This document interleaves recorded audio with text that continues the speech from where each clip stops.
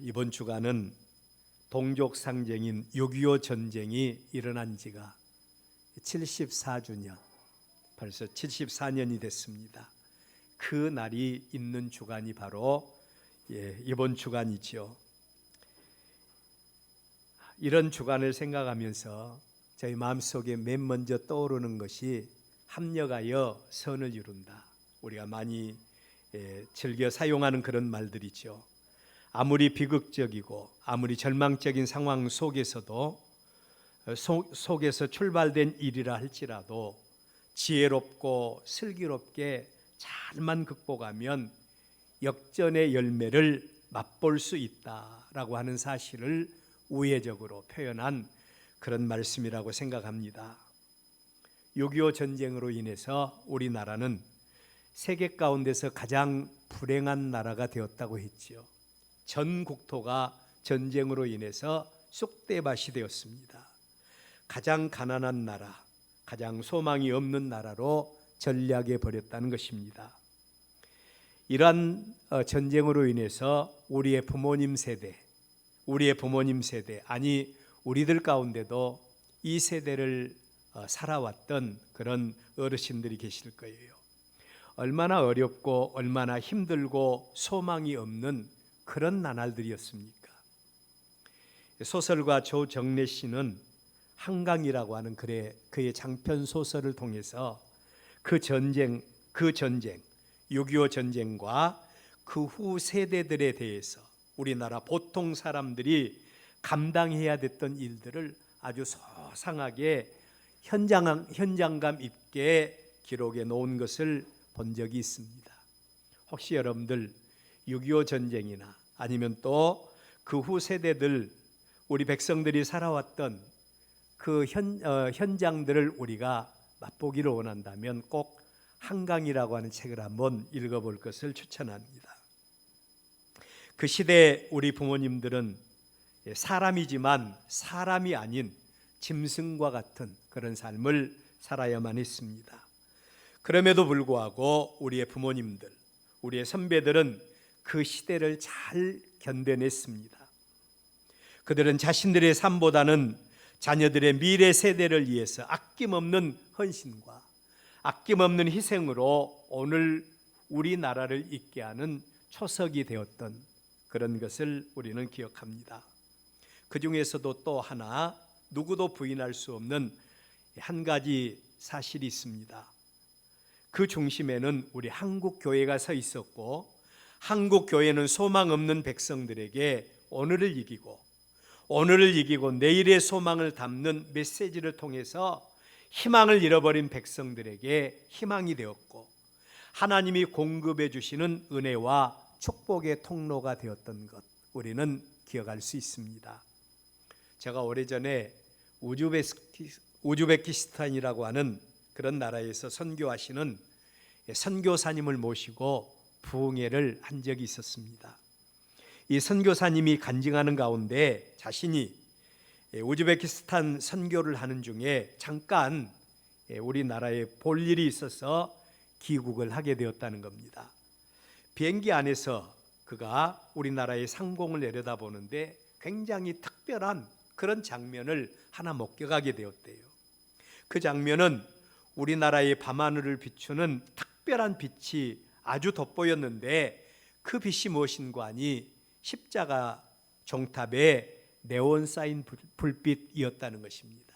십자가 종탑에 네온 사인 불빛이 그렇게 우리나라 곳곳을 수놓고 있더라는 거예요. 십자가에 네온 사인 그 모습을 보면서 이 선교사님의 마음속에 확 들어오는 생각이 하나 있었는데, 그게 뭔가 하니 이 나라에 축복의 통로가 여기에 있었구나. 축복의 통로가 여기에 있었구나. 그런 생각이 그냥 이 선교사님의 마음속에 확 들어오더라는 것입니다. 그래서 자신도 자신의 선교지인 우즈베키스탄으로 돌아가면 이 십자가 종탑에 네온 사인을 밝히는데 자신도 주력해야 되겠다, 그런 생각을 갖게 되었다는 간증을 그의 입술을 통해서 하는 걸 들었어요. 오늘 우리가 읽은 본문 말씀입니다. 우리가 읽은 본 말씀은 이스라엘 하나님의 백성들을 대적들의 손에서 구원해 내기 위한 하나님의 특별한 사명을 안고 태어난 삼손이라고 하는 사람의 이야기입니다. 여러분, 이 삼손은 태어나기 전, 그가 임신되기 전부터 하나님의 특별한 섭리와 하나님의 특별한 목적을 가지고 태어난 아이로 태감을 받은 아들이 바로 이 삼손이에요. 삼손이 임신되기 전에 하나님과 그리고 삼손의 부모와의 관계 속에서 우리는 두 가지 교훈을 발견할 수 있습니다. 첫 번째 발견은 사사기 13장 2절 말씀을 보면 그 부모가 늙기까지 임신을 하지 못했다라고 하는 말씀이 기록이 되어 있습니다. 우리의 삶 속에서 우리가 감당할 수 없는 문제들이 왜 생기는가? 우리가 감당할 수 없는 문제가 우리의 삶 속에서 생기는 이유가 뭔가? 우리는 이 삼손의 부모와 하나님과의 관계 속에서 발견할 수가 있는데 두 가지 경우를 생각할 수 있어요. 하나는 우리의 삶 속에서 생각지도 못한 여러 가지 고통과 고난과 재난과 어려움을 당한 이유는 죄 때문이다. 성경은 우리에게 죄에 대해서 분명하게 말씀을 하시죠. 그러나 꼭 죄 때문이라고는 할 수 없습니다. 두 번째로는 하나님의 특별한 섭리를 이루기 위한 통로로 하나님이 사용하기 위해서 우리의 삶 속에서 감당할 수 없는 여러 가지 문제를 하나님이 만나게도 하신다는 겁니다. 여러분, 사무엘의 어머니 한나를 기억하시죠? 이 여인도 늦게까지 아기를 낳지 못했어요. 하나님 앞에 기도했고 하나님께서 그 기도 들으시고 사무엘이라고 하는 걸출한 아들을 낳게 하시는 그런 모습 볼 수 있죠. 이 삼손의 어머니도 마찬가지예요. 늦게까지 아기를 낳지 못했어요. 하나님께서 그 부부에게 특별한 하나님의 사명을 맡기시기 위해서 하나님이 늦게까지 아기를 낳지 못하게 하는 이런 문제를 만나게 했다는 것입니다. 두 번째로 우리의 공급자이신 여호와 하나님의 존재와 그리고 하나님의 능력입니다. 여러분, 우리 하나님은 알파와 오메가가 되신다고 그러죠. 창조의 주인이시며 마지막 세상 끝날의 세상을 심판하러 오시는 심판의 주가 되시는 하나님이셔요. 우리는 금년에 다른 해에 우리가 경험하지 못한 불볕 더위를 만나게 될 것이라고 하는 기상 예보를 받고 있어요. 우리는 보통 엘니노 현상 때문에 그런 일이 일어났다, 그런 생각을 우리가 과학자들을 통해서 들어서 알고 있어요. 그런데 어떤 신문에 보니까 엘니노 현상을 넘어서서 기상 이변 현상으로 우리는 불볕 더위를 맞이하게 될 것이다. 그런데 여러분, 우리의 삶 속에서 우리가 어떤 일을 만나게 되어졌을 때 항상 우리 그리스도인들은 영적인 안목을 가지고 세상을 볼 수 있어야 합니다. 우리 주님께서 세상 끝날에 다시 오실 그날에 어떤 일이 일어날 것인가 하나님의 말씀인 성경은 우리에게 말씀하고 있죠. 하나님은 우리의 알파와 오메가이십니다. 다른 말로 처음이요 마지막이 되신다고 하는 말씀이죠. 그 하나님께서 삼손의 부모에게 말씀하세요. 본래 임신하지 못함으로 출산하지 못하였으나, 우리 한번 따라서 해볼까요? 이제 임신하여 아들을 낳을 것이다. 누가 말씀하시는 내용입니까? 하나님이 삼손의 부모에게 주신 말씀이에요.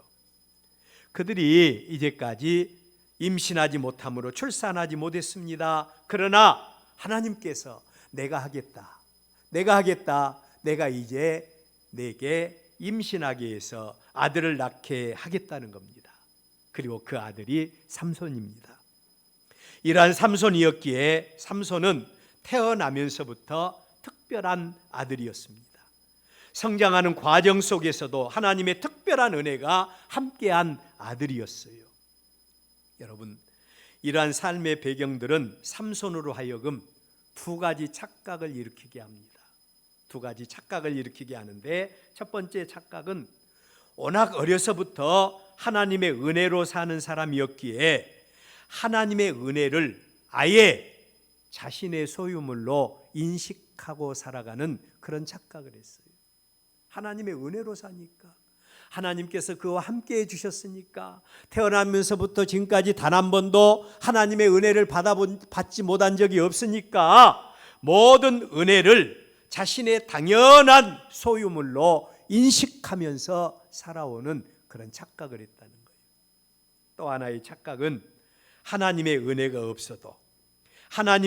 없어도 자신은 얼마든지 자신의 능력을 발휘하면서 살아갈 수 있다고 하는 그런 착각을 삼손이 하게 된 겁니다. 여러분, 하나님께서 가끔 우리에게 여러 가지 문제를 만나게 하신 이유가 뭔 줄 아세요? 우리의 삶 속에서 여러 가지 수고와 고통을 만나게 하신 이유가 뭔 줄 아십니까? 우리의 힘으로는 아무것도 할 수 없어. 하나님이 은혜 주셔야 돼. 하나님께서 능력 주셔야 돼. 그래야만이 우리는 우리의 삶 속에서 만난 문제를 극복하고 하나님의 은혜로 승리할 수 있다고 하는 이 사실 앞에서 오직 하나님만을 바라보고 겸손히 무릎 꿇게 하기 위해서 하나님이 사랑하는 자들에게 가끔 이렇게 여러 가지 문제를 만나게 하실 수 있다는 거예요. 근데 삼손은 그렇지를 못했어요. 그래서 그가 성장하는 과정 속에서 그는 어떤 어려움도 당하지 않았기에 하나님의 은혜가 없어도 자신은 얼마든지 나의 능력으로 살아갈 수 있다고 하는 그런 착각을 삼손이 하게 되었다는 거예요. 이러한 배경들이 삼손으로 하여금 하나님과의 관계보다는 오직 자기 중심의 삶에 주안점을 두는 삶을 살게 했습니다. 삼손의 이러한 착각은 삼손뿐만 아니라 오늘을 사는 우리 모두들에게서도 얼마든지 발견될 수 있는 그러한 현상이라고 볼 수 있어요. 제가 이 말씀을 드린 이유는 이 말씀들을 염두에 두면서 능력의 근원은 하나님께만 있다. 모든 능력의 근원은 하나님께만 있습니다. 라고 하는 말씀을 여러분에게 드리기 위해서입니다. 여러분, 오늘 우리의 본문 말씀을 통해서 첫 번째 생각할 말씀은 은혜로 살면서도 은혜의 귀중함을 알지 못하고 사는 어리석은 인생의 모습을 우리의 본문에서 발견할 수 있어요. 삼손은 말씀드린 대로 태어나면서부터 하나님의 은혜를 안고 태어난 아들이었다고 했죠. 부모에 의해서 하나님의 나시린으로서 교육을 받았고 그 교육 아래서 성장을 해왔습니다. 그러한 삼손에게 복의 근원이신 하나님께서는 하나님의 종으로 삼손만이 누릴 수 있는 놀라운 은혜를 주십니다. 그 은혜가 뭔고 하니 삼손으로 하여금 사람의 상상을 초월하게 하는 초능력적인 힘과 능력을 삼손에게 하나님이 부어주신 겁니다. 여러분, 그가 얼마나 큰 힘의 사람이었는고 하니요, 맨손으로 젊은 사자를 마치 염소를 찢듯이 찢어 죽이는 힘을 가진 사람이 삼손이었다는 겁니다. 저는 여기 젊은 사자라고 하는 말을 가끔 이렇게 그냥 스쳐 지나갔는데 이 말씀을 준비하면서 왜 사자는 사자라고 그냥 하지 꼭 젊은 사자라고 했을까? 여러분, 늙은 사자보다도 젊은 사자 얼마나 힘이 있습니까? 얼마나 사납습니까? 얼마나 용맹합니까? 이 젊은 사자. 그런데 이 젊은 사자를 만났어요. 삼손이 맨손을 가지고 얼마나 강력한 힘과 능력이 있었던지 젊은 사자의 입을 찢어서 염소를 찢는 것 같이 찢어서 죽이는 그런 힘을 가지고 있었다는 거예요. 하나님이 우리와 함께 하시면 놀라운 능력이 일어날 줄로 믿습니다. 이런 이야기가 있어요. 작은 복은 사람의 노력을 통해서 이루어지지만 큰 복은 하나님의 은혜로 된 것이다. 하나님의 은혜로만 우리가 하나님의 능력을 덧입을 수가 있어요. 사사기 15장 4절 이하의 말씀을 보면 삼손이 가서 여우 300마리를 붙들어서 꼬리와 꼬리를 메고 회를 만들어 곡식밭으로 들어보내는 그런 장면들을 기록하고 있습니다. 우리가 동물원에 가서 우리 안에 있는 동물들을 바라보면 별 두려움이 없어요. 우리 안에 들어있는 호랑이를 바라보십시오. 별 두려움이 없잖아요. 사자가 뭐가 두렵습니까? 아니면 맹수가 뭐가 두려워요? 그러나 이 모든 맹수들을 우리가 우리 밖에서 만났다 그러면 말이 달라지지 않습니까? 그런데 여기 이 삼손이 빈 들에서 떼를 지어 다니는 여우, 다른 주석서에 보니까 이 여우를 불여우라고 표현을 했더라고요. 불여우들을 그것도 무려 300마리를 잡았습니다. 300마리나 되는 불여우 떼를 잡았어요. 여러분 얼마나 두렵겠습니까? 제가 산에 가다가 한번 산도라지가 있는가 보기 위해서 한번 산에로 올라가 봤어요. 옛날에 시골 산에 이렇게 올라가 보면 도라지가 많아서 한번 올라갔는데 거기서 뭘 만났는가 하니 고라니를 만났어요. 얼마나 깜짝 놀랐는지 몰라요. 고라니 한 마리도 그렇게 두렵지 않습니까? 그런데 300마리나 되는 이 불여우를 만납니다. 그리고 불여우들을 붙잡아서 꼬리에 꼬리를 메고 회를 달아서 이 불여우들을 곡식밭으로 보낸다. 이것은 보통의 힘과 보통의 강심장이 아니면 할 수 없는 일 아니겠습니까?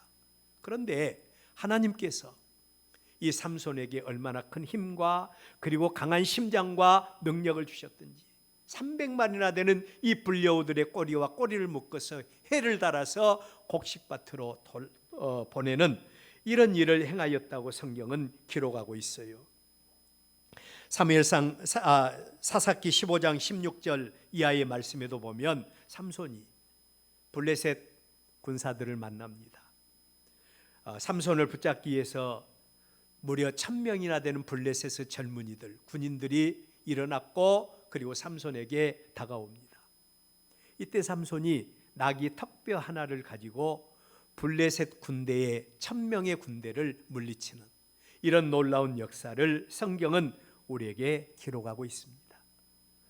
목사님 믿을 수가 없어요. 어떻게 한 사람이 1000명을 당할 수 있습니까? 사람의 능력으로는 불가능하지요. 그러나 하나님이 역사하시면 가능한 줄로 믿습니다. 하나님은 전능하십니다. 말씀 한마디로 천지를 창조하셨어요. 그 하나님께서 삼손에게 이런 능력의 역사를 허락하셨다는 것입니다. 이것이 바로 삼손의 일상이었어요. 삼손에게 있어서 이러한 하나님의 은혜는 일상이었고 그리고 하나님의 은혜는 당연한 것이라고 생각을 했던 겁니다. 이러한 하나님의 은혜 가운데 사는 우리 성도들에게 주어지는 교훈이 있습니다. 하나님의 은혜를 알고 하나님의 은혜를 공급받고 하나님의 은혜 가운데 살아가는 우리 성도들에게 주어지는 교훈이 있다면 여러분, 첫째로는 우리에게 주어진 모든 것들이 내 힘과 내 능력으로 되는 것이 아니라 하나님의 은혜임을 알아야 합니다. 하나님의 은혜임을 믿어야 돼요. 두 번째로는 항상 깨어있는 믿음을 가져야 돼요. 하나님께서 나에게 은혜 주셨으니까, 하나님께서 나에게 복 주셨으니까 계속해서 하나님께서 은혜와 복으로 공급해 주시리라고 생각하는 것은 착각입니다.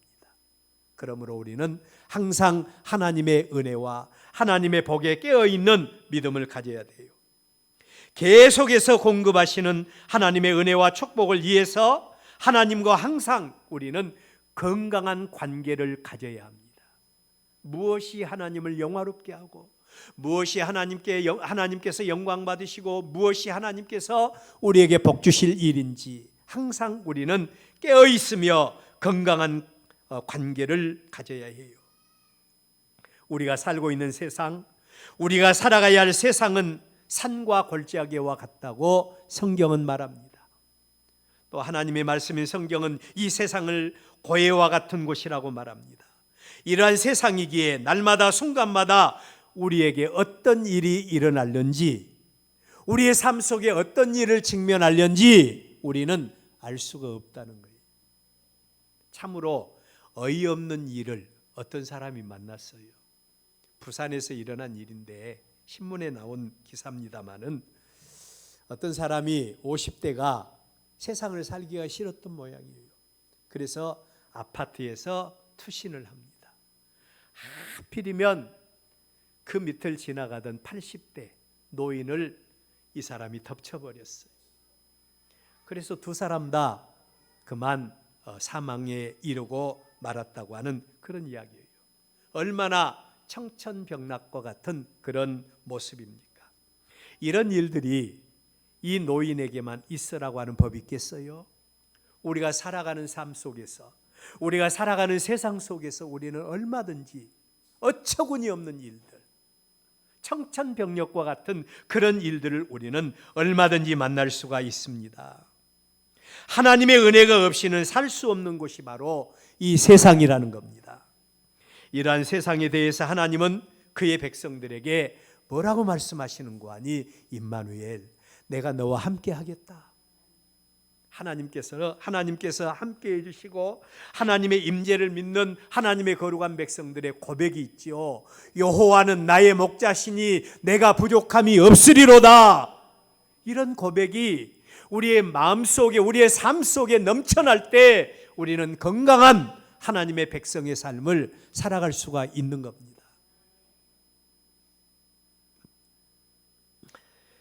하나님께서는 그의 백성들에게, 그의 마음에 맞는 자들에게 이른 비와 늦은 비로 공급해 주시고 역사해 주시겠다고 말씀하십니다. 하나님, 만군의 하나님께서 어떤 사람에게 계속해서 이렇게 하나님이 되어주시고 어떤 사람에게 은혜를 공급해 주십니까? 하나님은 하나님을 경외하는 사람들. 여러분, 경외라고 하는 말은 두렵고 떨림으로 하나님을 섬기는 것을 가리켜서 하나님을 경외한다고 말을 해요. 하나님을 경외하고 그리고 또한 하나님의 언약 가운데 사는 사람입니다.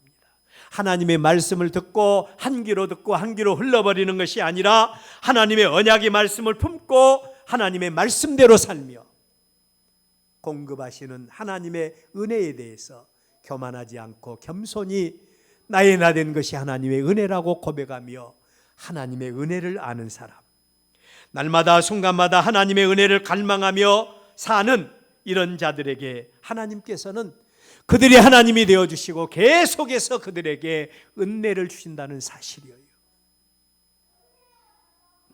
그런데 오늘 우리의 본문의 삼손입니다. 하나님의 은혜로 살고 있으면서도, 하나님의 은혜로 날마다 순간마다 그 은혜를 누리고 살고 있으면서도 그 은혜의 기중성을 알지 못했다는 겁니다. 은혜의 기중성을 알지 못했어요. 그래서 하나님과는 전혀 상관없이 자기의 삶을 살고 있습니다. 오늘 우리의 삶 속에서도 우리도 하나님의 은혜의 기중성을 알지 못하고 하나님의 은혜가 없이는 살 수 없다고 하는 이런 하나님을 향한 갈망하는 마음이 없으면 우리도 하나님 중심의 삶이 아니라 나의 삶을 살아갈 수밖에 없죠. 날마다 순간마다 하나님의 은혜를 갈망하며 사는 우리가 될 수 있기를 바랍니다. 삶 속에서 하나님의 은혜가 없으면 살 수 없다는 사실을 고백하고 하나님 앞에서 가난한 심령 가지고 하나님의 은혜를 갈망하면서 하나님과 동행하는 삶을 살아가는 우리가 될 수 있기를 바랍니다. 이런 사람들이 하나님의 은혜를 알고 하나님의 은혜의 귀중함을 알고 살아가는 하나님의 백성들이에요. 두 번째로 생각할 말씀은 하나님의 은혜와 하나님의 능력에는 특징이 있다는 겁니다. 잘 들으셔야 됩니다. 하나님의 은혜, 하나님의 능력에는 특징이 있어요. 하나님의 은혜와 하나님의 능력은 계속해서 견제를 받고 계속해서 유혹받고 있는 특징이 있다는 겁니다. 항상 우리에게 하나님의 은혜가 충만할 수 없어요.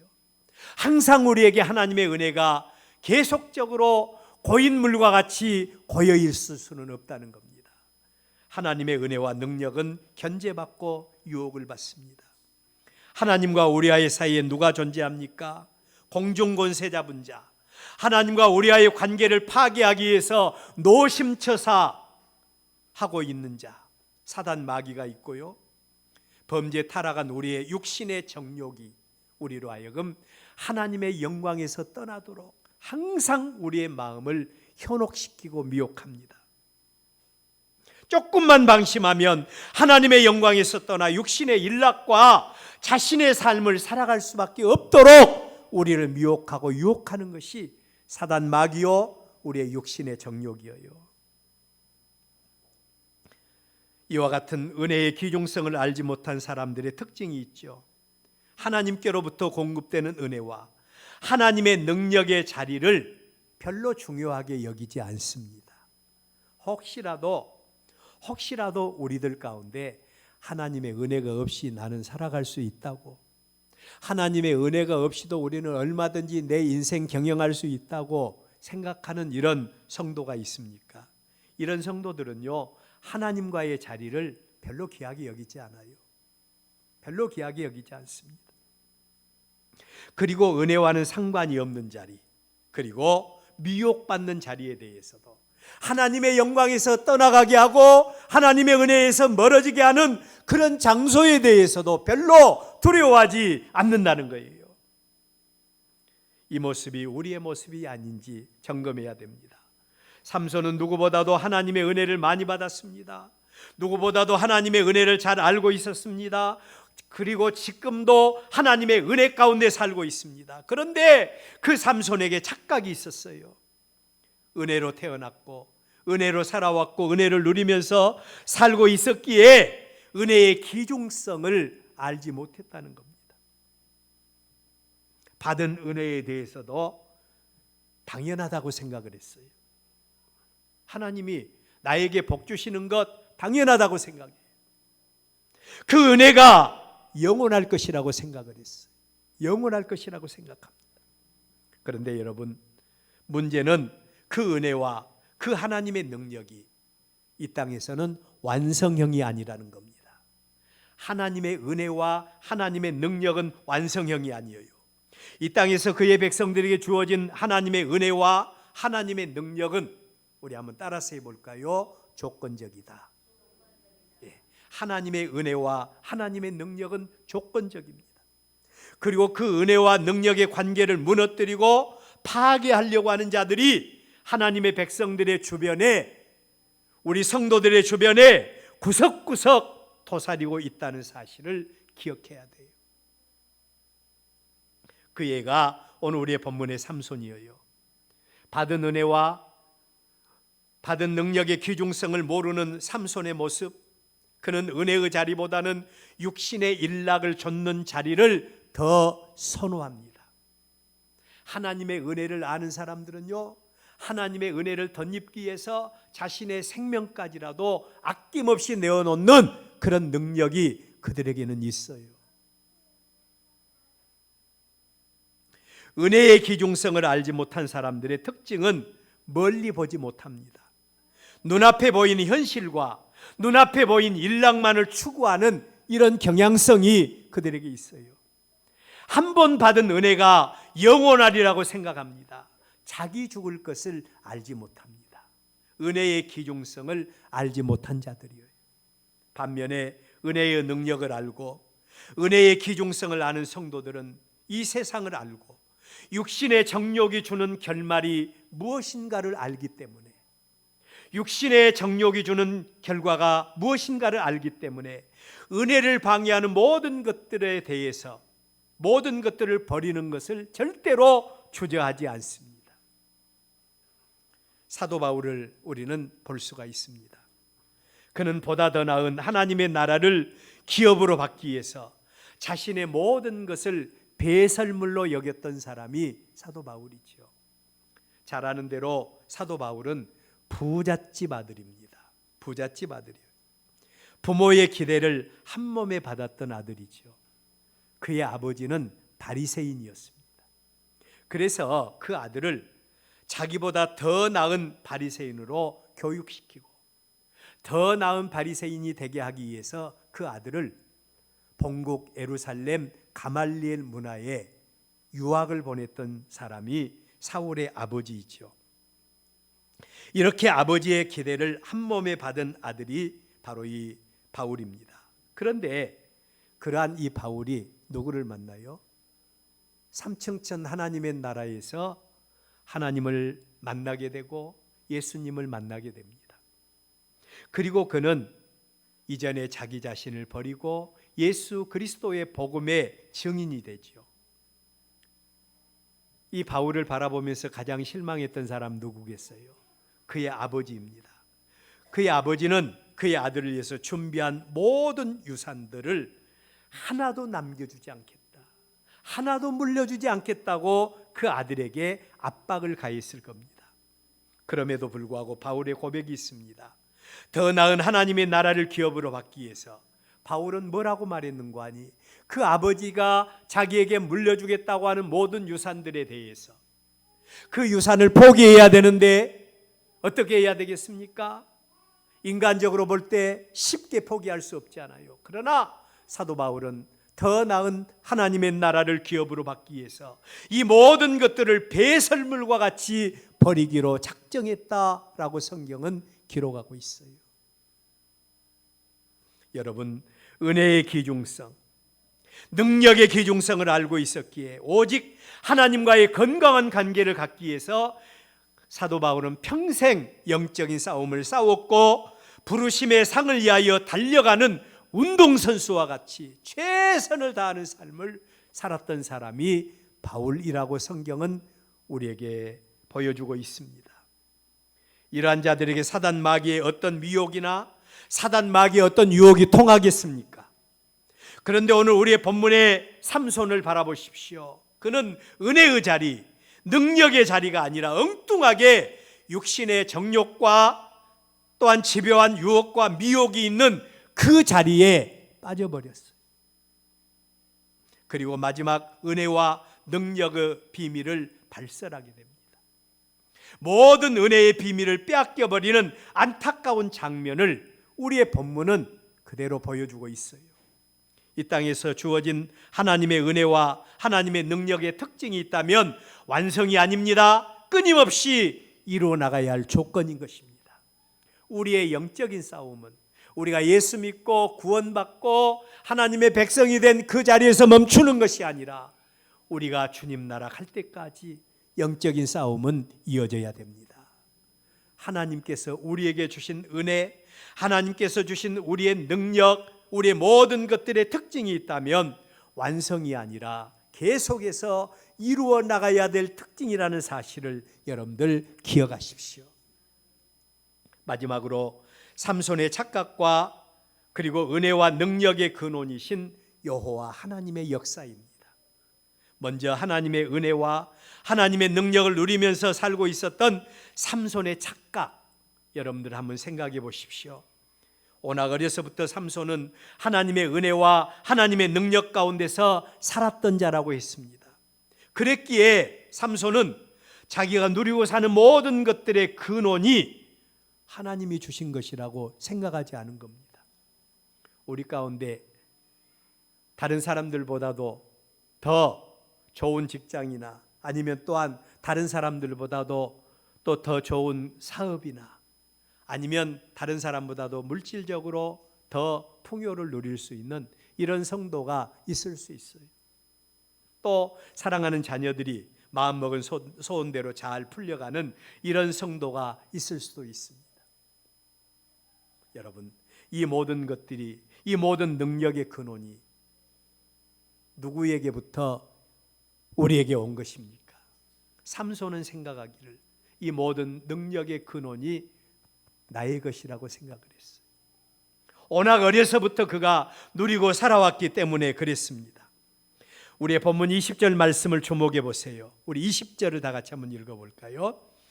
20절 말씀입니다. 다 같이 읽습니다. 시작. 들릴라가 이르되 삼손이여 블레셋 사람이 당신에게 들이닥쳤나이다 하니 삼손이 잠을 깨며 이르기를 내가 전과 같이 나가서 몸을 떨치리라 하였으나 여호와께서 이미 자기를 떠나신 줄을 깨달지 못하였더라. 아멘. 자, 여러분, 오늘 여기 삼손은 자기가 누리고 사는 모든 것들이 자기 것이라고 생각을 하게 된 겁니다. 자기가 언제든지 마음만 먹으면 무슨 일이든지 할 수 있다고 생각을 한 거예요. 그래서 들릴라가 삼손에게 말하기를 삼손이여 블레셋 사람이 당신에게 들어닥쳤나이다 하니 삼손이 잠을 깨며 말하기를 내가 전과 같이 나가서 내 몸을 떨치리라. 그러면서 자연스럽게 모든 능력의 근원이 자기에게 있는 것으로 생각하고 그리고 삼손은 나가서 몸을 떨치리라고 했다는 겁니다. 그런데 정작 여호와 하나님, 능력의 근원이신 하나님께서 이미 삼손에게서 떠나버렸다는 겁니다. 우리의 삶 속에서 내가 할 수 있는 일이 여러분 뭐가 있겠습니까? 하나님의 은혜와 하나님의 능력을 공급받으면서 하루하루를 사는 우리가 하나님의 은혜가 없이 할 수 있는 게 여러분 뭐가 있겠어요? 뭐가 있겠습니까? 그럼에도 불구하고 알지 못해서 교만하게 우리는 하나님의 은혜가 없이도 나 홀로 어떤 일을 이루어가면서 살아갈 수 있다고 여러분 생각하고 살고 있지는 않습니까? 하나님의 능력이 떠나버린 삼손의 모습을 보십시오.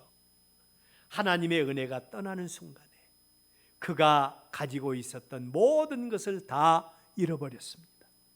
평생에 자신의 트레이드 마크라고 생각했던 그 강력한 힘이 없어져 버렸어요. 한순간에 없어져 버렸습니다.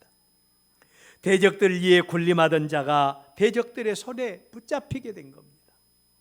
내가 떨치고 일어나리라 했는데 힘이 없어져 버렸고 대적들은 그에게 와서 덮쳐버렸어요. 대적들의 손에 잡히게 된 겁니다. 자기만 넘어지는 것이 아니라 하나님의 영광도 겸하여 가려지는 모습이에요. 삼손의 배후에 누가 역사했어요? 만군의 하나님께서 역사하셨지 않습니까? 그런데 그 하나님의 능력이 없어져 버렸는데 삼손이 무너지니까 겸하여 하나님의 영광도 가려지게 됩니다. 심지어 하나님의 은혜가 떠나버린 삼손 신체에 엄청난 손실까지 입게 되죠. 블레셋 사람들이 삼손의 눈을 빼버렸어요. 눈을 빼버렸습니다. 뿐만 아니라 블레셋 사람들의 노예가 되었고 그리고 하나님의 영광이 떠나버린 이 삼손이 블레셋 사람들의 구경거리가 되어버리고 말았습니다. 공급원이 되시는 하나님의 은혜와 하나님의 능력이 떠나버린 우리 인생의 모습이 어떤 모습인가를 너무너무 선명하게 보여주는 말씀이 이 말씀 아니겠습니까? 두 번째로 우리는 은혜와 능력은 철저하게 하나님의 것이라는 사실을 우리는 기억해야 한다는 것입니다. 하나님의 선물인 은혜와 능력을 소중히 여기는 우리가 될 수 있어야 됩니다. 하나님 앞에서 고백해야 돼요. 하나님, 나는 하나님의 은혜가 없이는 절대로 살 수 없습니다. 하나님 은혜 달라고 하나님 앞에 몸부림치는 저와 여러분들이 되어져야 됩니다. 예, 우리가 기도하지 않습니까? 예, 우리가 사모하지 않습니까? 예, 우리가 하나님을 멀리하고 있습니까? 하나님을 신뢰하지 않는 그런 영구 아니겠습니까? 모든 문제가 하나님께로부터 주어진다면, 모든 능력의 근원이 하나님이라고 한다면, 하나님이 없이는 살 수 없다고 한다면, 이 사실을 믿는다면 우리는 하나님 앞에 무릎 꿇을 수밖에 없죠. 나의 정체가 무엇인가를 알고 하나님의 은혜를 갈망하는 우리가 되어져야 됩니다. 여러분, 하나님은 가난한 자의 편이라고 하지 않습니까? 여기에서 말하는 가난의 의미는 두 가지입니다. 나는 하나님이 없이는 살 수 없다고 하는 이런 의미가 있고요. 또 하나는 하나님 앞에서 나는 아무것도 아닙니다. 내가 가진 은은 아무것도 없습니다. 내가 가진 힘도 아무것도 없습니다. 오직 하나님만이 능력입니다. 고백하는 마음이 가난한 심령이라는 것입니다. 사랑하는 여러분, 이런 마음이 우리의 마음속에 충만하시기를 바랍니다. 그래야 우리는 하나님의 모든 능력의 근원이 하나님께로만 있다는 사실을, 하나님께로부터 온다는 사실을 알 수 있습니다. 그리고 영적인 싸움에서 승리하십시오. 살아계신 하나님이 인정하시는 믿음을 소유하십시오. 하나님은 이들을 통해서 하나님의 역사를 이루어 가십니다. 아무리 하나님의 은혜가 일상이 되었다고 해도, 하나님께서 나와 함께 하시고 나에게 평강을 주시고 이 정도 됐으면 안전지대라고 생각하는 이런 삶의 역사가 우리의 삶 속에 있다 할지라도, 하나님 앞에서 우리의 삶은 항상 영적인 삶은 긴장해야 돼요. 혹시라도 하나님의 영광을 가린 부분이 없는가? 혹시라도 하나님이 나의 삶 속에서 하나님의 은혜가 떠나가지는 않았는가? 하나님과 나와의 사이에 가려진 죄악의 담은 없는가? 날마다 순간마다 자신을 점검하고 깨어있는 영성으로 하나님과 동행하시면서 하나님의 은혜가 떠나는 것이 아니라 날마다 순간마다 하나님이 공급하시는 은혜와 축복의 역사, 우리의 삶 속에서 필요하다면 하나님께서 공급하시는 이른 비와 늦은 비의 은혜, 하나님이 공급하시는 이슬 같은 은혜가 우리 성도들의 삶 속에 넘치시기를 주의 이름으로 축원합니다.